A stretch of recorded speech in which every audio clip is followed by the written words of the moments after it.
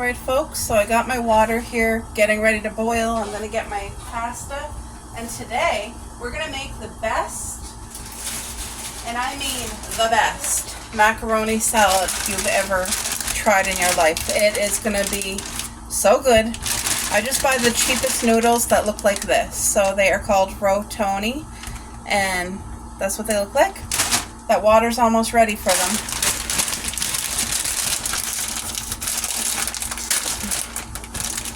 I'm only making enough. I'm going to pour it in this bowl first because I'm only making enough for today and tomorrow.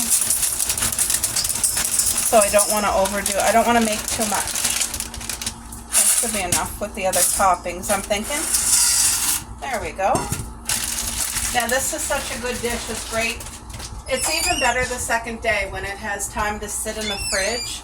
So I'm making it early now so that I can sit in the fridge for a couple of hours. But while we're waiting on the macaroni here to cook, I'm going to cut up all the other stuff and throw it together in this bowl. So, alright, got you angled there so you should be able to see everything good. This is the dressing I use. It is the best when you're doing a cold macaroni plate. And we're going to use a good chunk of cucumber because it's so refreshing in the salad. It is just delicious.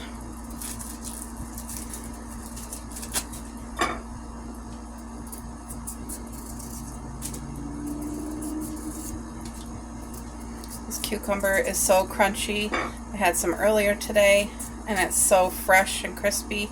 I don't like it when the cucumber is soggy. So this worked out really, really well. All I do for this, just go and cut it right down the middle, like so. There, like that. I don't like cutting them too small because then you don't know what you're eating. I want to take a bite of it and know, oh, that's cucumber and it tastes divine. There we go. Into the bowl. I'm going to give that macaroni a stir.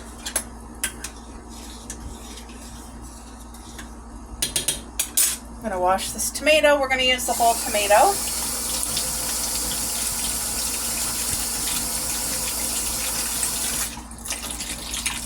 It's just like a tiny little spot right there.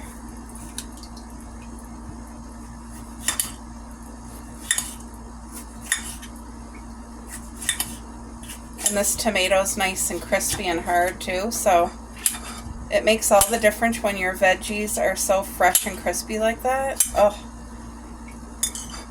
So I cut this big enough as well. I cut it into 4. So when you get a bite, you see the red and you know what you're eating. And cut this side into 4. How perfect. Now, red onion. You definitely want to do your red onion. White onion does not compare. In this dish, you want your red onion. I'm going to do 3 slivers. That should be more than enough for this size. Oh, I just lost my knife. Hold on, guys. Let me rinse it here.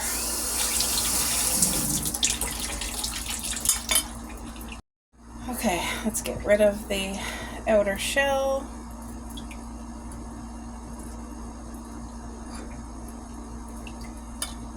Okay, so again, this we're going to let it be cut fairly decent so that when you get a bite of it, you know what you're having. Into 4 is plenty enough. Now, last but not least is the hard cheese.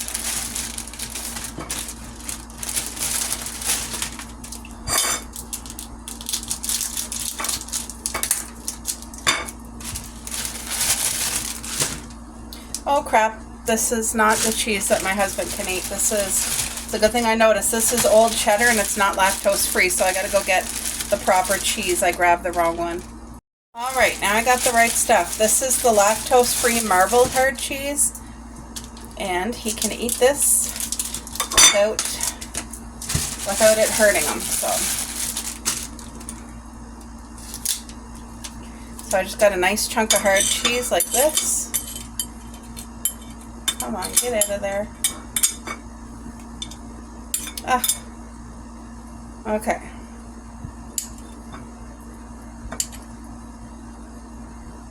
Just like so. Now I have 3 strips of crispy bacon already cooked and in the fridge from breakfast this morning. And what I'm going to do is when I'm ready to serve this pasta salad, I will crumble the crispy bacon on top.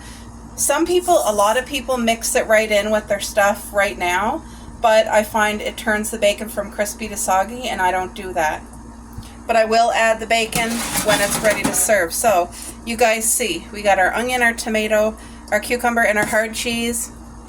I'm shaking my Catalina. You want to add about, I don't know, that much. And we're still going to add more. You still need to add more. I got to stir the pasta. See?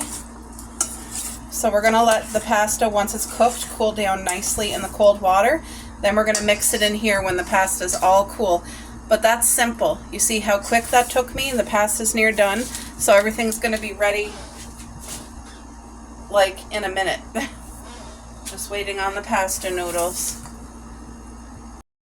Alright. This should be done. Let me just... It feels soft.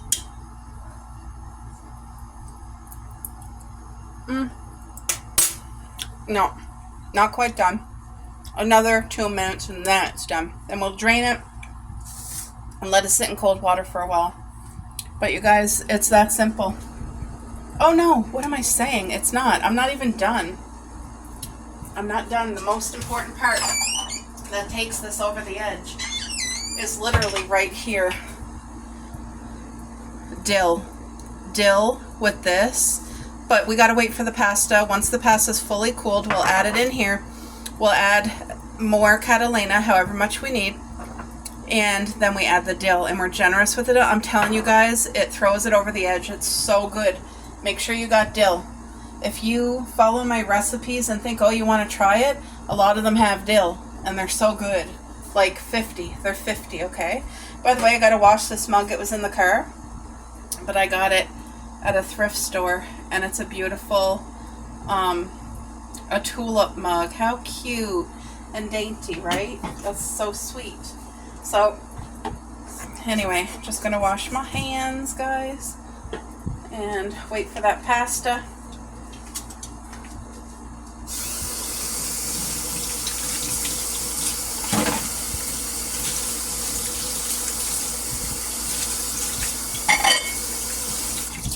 I've been keeping the dishes up because I've been cooking all day, I feel like.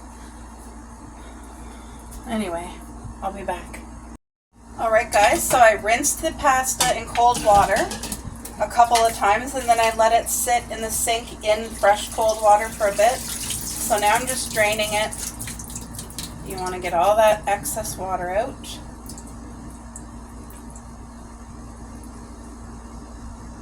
Now some people like to put raw broccoli in this too, which is beautiful, but I'm not going to because we have broccoli with something else that we're adding to this, so that we're adding to supper, I mean.